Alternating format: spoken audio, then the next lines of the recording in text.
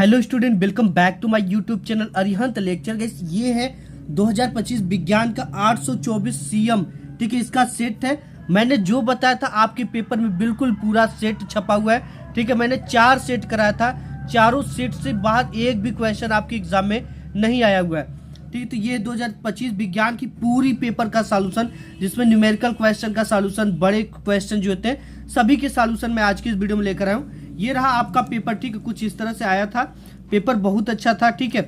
और जितने बच्चे पढ़े होंगे मुझसे वो पूरी की पूरी पेपर को धुआं करके आए होंगे, पूरी सॉल्यूशन करके आए होंगे, ठीक है। तो सबसे पहले यहाँ पे शुरू होता है खंड अ, जिसमें दे रखा बहुविकल्पी टाइप के प्रश्न। प्यारे बच्चों है कि किसी लेंस की क्षमता की इकाई होती है, ठीक है। लेंस की क्षमता P बराबर होता है 1/f। 1/f की जो वैल्यू होती है वो मीटर में होती है, इसको 1/मीटर को लिखते हैं प्रति मीटर। तो ऑप्शन नंबर आपका सी करेक्ट हो जाएगा पहले का। इसके बाद दूसरा बच्चा है यहाँ पे कि एक दर्पण द्वारा बना आभासी सीधा और वस्तु से जब भी बड़ा बने तो कौन सा दर्पण होगा। तो प्यारे बच्चों यहाँ पे अवतल दर्पण होगा। क्या होगा? अवतल दर्पण। ऑप्शन नंबर आपका बी करेक्ट हो जाएगा। नेक्स्ट देखते हैं। नेक्स्ट आपका इसमें है तीसरा क्वेश्चन, ये कि कांच का अपवर्तनांक 1.5 वायु में प्रकाश की चाल 3 × 10⁸ मीटर पर सेकेंड है। कांच में प्रकाश की चाल कितनी होगी, ठीक है। हम जानते हैं n बराबर c/v होता है, कांच का अपवर्तनांक दे रखा है, ठीक है। तो n ये हो जाएगा आपका 3 × 10⁸, ये आपका क्या है? चाल, c की वैल्यू।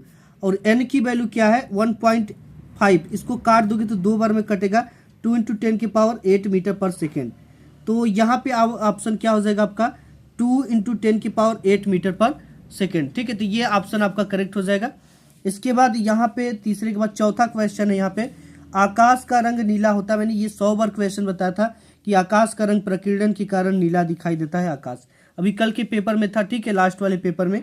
पांचवा क्वेश्चन है प्यारे बच्चों की, यदि किसी निश्चित प्रतिरोध से होकर बहने वाली वैद्युत धारा आधी कर दी जाए तो उसमें उत्पन्न ऊष्मा भी आधी हो जाती है, ठीक है, ठीक है, आधी हो जाती है। किसी बच्चे ने इसका 1/4 मारा, किसी ने आधा मारा है, ठीक है। तो देखो यहाँ पे एक चीज इससे क्लियर होता है, जबकि यदि किसी निश्चित प्रतिरोध से होकर बहने वाली वैद्युत धारा आधी कर दी जाए, वैद्युत धारा आधी करेंगे तो उसमें उत्पन्न ऊष्मा क्या हो जाएगा? उसका ज्यादा तो होगा, आधा तो होगा नहीं, ठीक है। तो 1/4 भी सही है, 1/4 ही करेक्ट होगा, ठीक है, आधा नहीं सही होगा। अब इसके बाद नेक्स्ट देखते हैं। नेक्स्ट क्वेश्चन यहाँ पे दे रखा है प्यारे बच्चों की, यहाँ पे किसी एक समान चुंबकीय क्षेत्र में एक धारावाही चालक पर लगने वाला चुंबकीय बल का परिणाम किस पर निर्भर करता है। तो ये आपका वैद्युत धारा की दिशा पर निर्भर करता है, ठीक है। ऑप्शन नंबर आपका डी करेक्ट हो जाएगा। सातवां क्वेश्चन है कि लघु पतन के समय वैद्युत परिपथ में वैद्युत धारा का मान क्या हो जाता है। देखो जब भी कोई तार है इसमें अगर ये कहीं पे टूट जाती है तो धारा क्या होगा? इतने में ही बहेगी, जो इतना में बह रही थी केवल इतने में बढ़ रही है। उस समय जो वैद्युत धारा का मान है बहुत अधिक क्या हो जाता है? बढ़ जाता है। इसके बाद 8वां नंबर क्वेश्चन है, C6H6 में C परमाणु की संयोजकता कितनी है। तो C जो है कार्बन, इसको देखकर मत मारा, कार्बन की जो परमाणु की संयोजकता होती है वो क्या होती है? 4 होती है, ठीक है। इस तरह से 4 होती है, तो ऑप्शन नंबर आपका C करेक्ट हो जाएगा। इसके बाद 9वां नंबर क्वेश्चन दे रखा है कि प्रबल बेस है, ठीक है। यहाँ पे NaOH जो है आपका, ये सोडियम हाइड्रोक्साइड, ये क्या है? एक प्रबल बेस है, प्रबल क्षार है, ठीक है। अब इसके बाद देखते हैं 10वां नंबर क्वेश्चन यहाँ पे दे रखा है।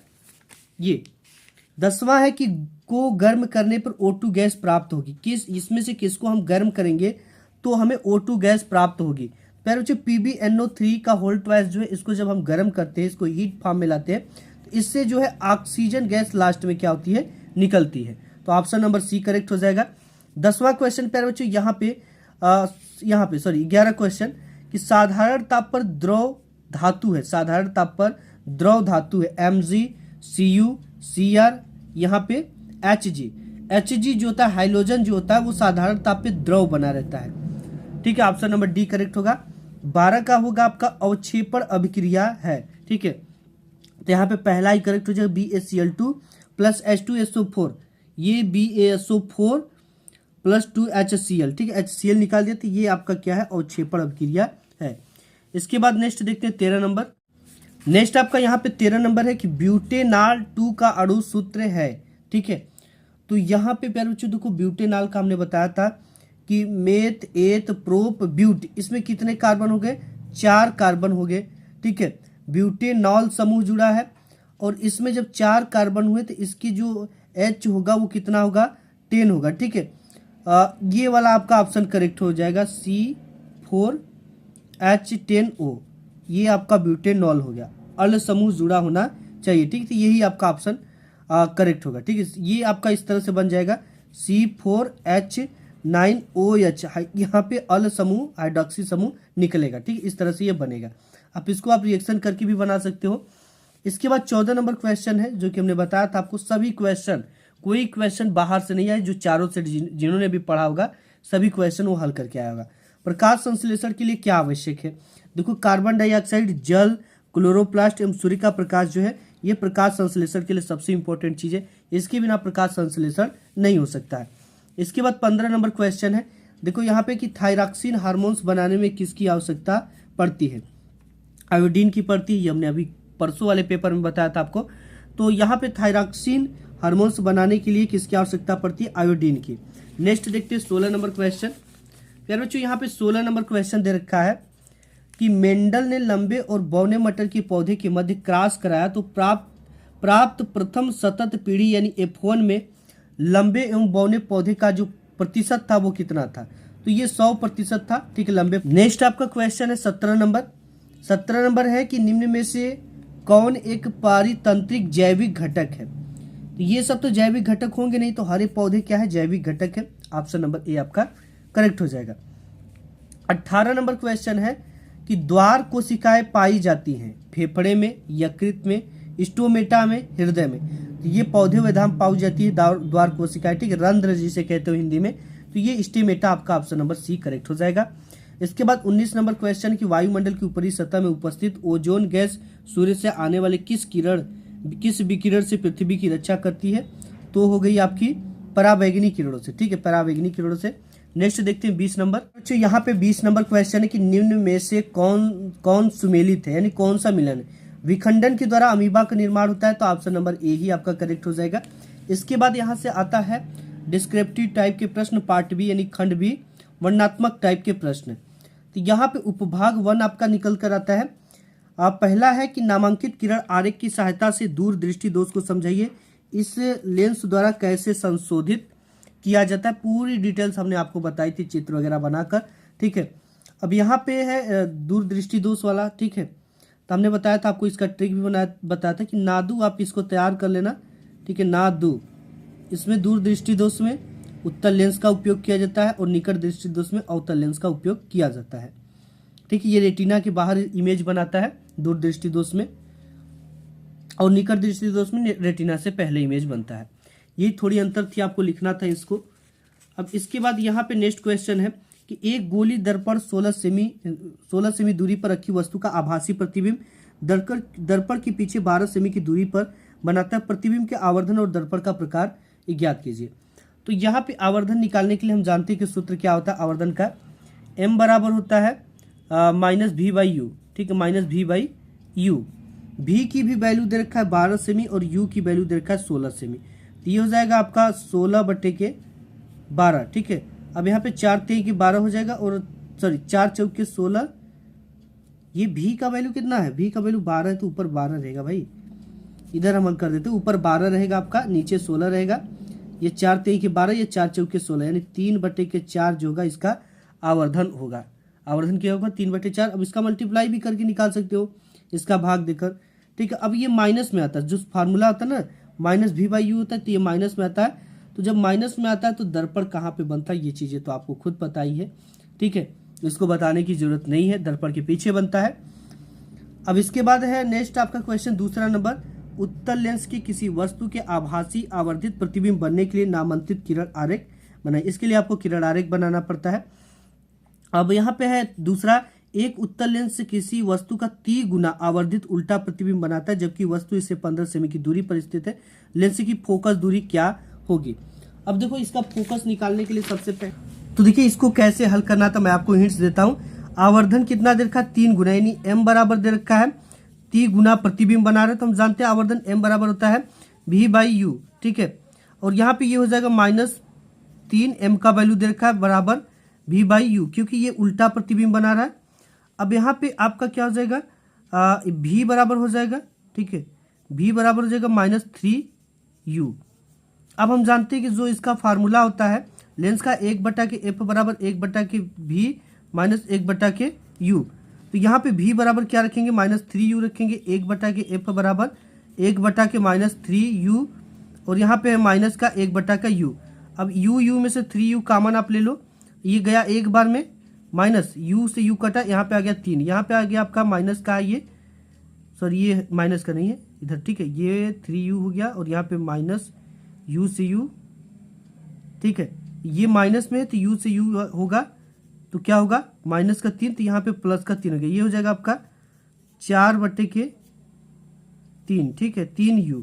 u की वैल्यू दे रखा है सिंपल, इस u की वैल्यू को हम कितना दे रखा है, वस्तु की दूरी 15 सेमी, इसी को रखकर हम निकाल लेंगे, ऐसे ही लगाना था, ठीक है। नेक्स्ट देखते हैं आपका, यहाँ पे नेक्स्ट देखो दे रखा है, दिए गए वैद्युत परिपथ में अमीटर ए द्वारा प्रदर्शित वैद्युत धारा का मान ज्ञात कीजिए। इसका वैद्युत धारा का मान निकाला। सबसे पहले तो ये किस क्रम में है, श्रेणी क्रम में है, तो 3 2 हो जाएंगे आपके 5, ये श्रेणी क्रम में है, और ये अब हो जाएगा आपका समांतर क्रम में, तो ये हो जाएगा आपका 5 1/5 प्लस 1/5, ठीक है, मैं ये 1/R1 श्रेणी क्रम का निकाल रहा हूँ, और ये हो जाएगा आपका 2/5, ठीक है। अब इसका R का वैल्यू जब निकालते हैं तो ये हो जाएगा आपका 5/2, 2 का भाग दे दोगे तो हो जाएगा 2.5।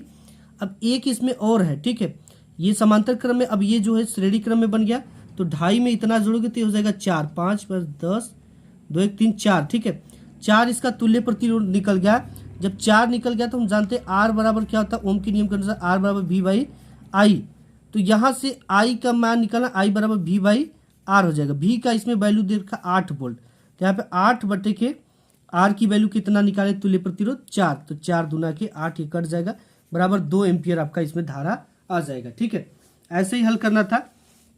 इसके बाद दो कारकों को बताइए जिन पर धारावाही प्रणालिका से उत्पन्न चुंबकीय क्षेत्र निर्भर करता है, ठीक है, उसकी लंबाई पर निर्भर करता है, उसके क्षेत्रफल पर निर्भर करता है, ठीक है। विद्युत चुंबक स्थायी चुंबक से किस प्रकार भिन्न होता है। देखो विद्युत चुंबक अलग है, स्थायी चुंबक अलग है। विद्युत चुंबक में क्या होता है, जैसे जो इलेक्ट्रिक पंखा आती है ना, फैन आती है, उसमें विद्युत चुंबक लगा होता है, क्योंकि जब करंट प्रवाहित करेंगे तब वो चुंबक का कार्य करता है। और जो स्थायी चुंबक होता है, जैसे जो कि आप लोग नदी तालाब में उसको फेंकर पैसा चुंबक से चिपकाते हो, गंगा जी में लोग पैसा चिपकाते, वो वाला एक चुंबक होता है स्थायी। फ्लेइंग के बाएं हस्त का नियम तो हमने आपको बताया था। घरेलू वैद्युत परिपथ में फ्यूज के उपयोग का महत्व हमने आपको बताया था बहुत अच्छी तरीके से, कि फ्यूज क्या करता है कि महत्वपूर्ण उपकरणों को जलने से बचा देता है, ठीक है, ये सब चीजें हैं। अब यहाँ पे अथवा ये है, ठीक है, प्रायः निम्न वैद्युत आपूर्ति के तारों के वैद्युत रोधी आवरण के रंग क्या होते हैं। वैद्युत में तार के क्या रंग होते हैं, उदासीन तार के क्या होते हैं, भूसंपर्क तार के क्या रंग होते हैं, किसी वैद्युत साधित्र को भूसंपर्क करने का मुख्य उद्देश्य क्या है। नेक्स्ट देखते हैं। इसके बाद आपका नेक्स्ट आता है पार्ट 2, ठीक है। यहाँ पे सांद्रित सल्फाइड अयस्क से अशुद्ध धातु के कितने पदों में प्राप्त किया जा सकता है। अशुद्ध कॉपर के शुद्धिकरण की विद्युत अपघटनी विधि का सचित्र वर्णन कीजिए। ये आया हुआ है, 4 नंबर का आया हुआ है ये आपके एग्जाम में। इसके बाद छठवां है कि निम्नलिखित अपक्रिया में उपचायक तथा अपचायक पदार्थ कारण सहित लिखिए। कौन सा अपचायक है, कौन सा उपचायक है। जो यहाँ पे इस तरह का प्लस आ रहा है, ठीक है, वो क्या है, अपचायक है। और उपचायक क्या है, ये आपको इसमें से ढूंढकर बताना है, ठीक है। अब यहाँ शुद्ध जल का पीएच मान कितना होता है, 7 होता है। ये हमने आपको कई बार बहुविकल्पी में भी आया था, तो उसको भी बताया गया, 1 नंबर का आया हुआ है, ठीक है। नेक्स्ट देखते हैं क्वेश्चन। नेक्स्ट आपका है निम्नलिखित में कार्बनिक यौगिक के उपयोग लिखिए। प्लास्टर ऑफ पेरिस का उपयोग लिखना है, ठीक है। हमने बताया था मूर्तियां बनाने में, टूटी हुई हड्डियों को जोड़ने में, और मतलब कि जैसे कि वो वाली जो फैशनेबल सामान होती है ना, वो सब चीजें बनाने के, जैसे कि स्टेशनरी सामान जिसे कहते हैं। विरंजक चूर्ण का भी हमने आपको बताया था, ठीक है। सोडियम बाइकार्बोनेट का भी बताया गया था। अब यहाँ पे क्या होता है, जबकि केवल रासायनिक समीकरण दीजिए, इसका आपको समीकरण देना है। इसके साथ इसको साथ गर्म करेंगे तो क्या आपको मिलेगा, ठीक है। एथेनॉल K2Cr2O7 तथा सांद्र H2SO4 के साथ गर्म किया जाता है तो क्या निकलेगा। बी है कि एथिल अल्कोहल को सांद्र H2SO4 की उपस्थिति में ग्लेशियल एसिटिक अम्ल के साथ गर्म किया जाता है तो क्या निकलता है। इसके बाद एसिटिक अम्ल की अभिक्रिया सोडियम बाइकार्बोनेट से कराई जाती है तो क्या था, हमने आपको 3 अभिक्रिया बताया था, जिसमें से एक अभिक्रिया आया है। अथवा क्या होता है, जबकि केवल रासायनिक समीकरण लिखिए। प्लास्टर ऑफ पेरिस की जल से क्रिया कराई जाती है तो क्या निकलता है, सोडियम क्लोराइड को संतृप्त जलीय विलयन NH3CO2 प्रवाहित की जाती है तो क्या होता है, Ca के CaOH का होल ट्वाइस, शुष्क की Cl2 गैस शुष्क से अपक्रिया कराई जाती है तो क्या हमने आपको बूझे हुए चुने और क्लोरीन से अपक्रिया कल के पेपर में बताया था, आपने देखा होगा तो जरूर करके आया होगा। ठीक है, अब यहाँ पे है नेक्स्ट देखते हैं, यहाँ पे साबुन के निर्मलीकरण की प्रक्रिया को समझाइए। कल वाले वीडियो को आप ओपन करके देख लो, उसमें है साबुन की निर्मलीकरण की प्रक्रिया को समझाइए। हमने बताया था मिसेल संरचना वगैरह इसमें बनाया जाएगा। ठीक है, नेक्स्ट देखते हैं। नेक्स्ट आपका यहाँ पे है 8वां नंबर, निम्नलिखित पर संक्षिप्त टिप्पणी लिखिए। आहार श्रृंखला हमने बताया था मानव में वृद्धि हार्मोन्स। अब यहाँ पे है स्वपोषी पोषण एवं विषम पोषी पोषण में आपको उदाहरण बताना था। ठीक है, अब इसके बाद निम्नलिखित पर संक्षिप्त टिप्पणी की प्रतिक्रिया प्रतिवर्ती क्रिया। मैंने कल बताया था कि जब भी आप किसी चीज को देखकर अचानक डर जाते हो, इसमें आपका मस्तिष्क वर्क नहीं करता, इसमें आपकी रीढ़ की हड्डी वर्क करती है। ठीक है, इससे तुरंत आप रिएक्शन ले लेते हो। लसिका भी बताया गया था। अब इसके बाद है मानव के उत्सर्जन तंत्र की संरचना एवं कार्यविधि का वर्णन।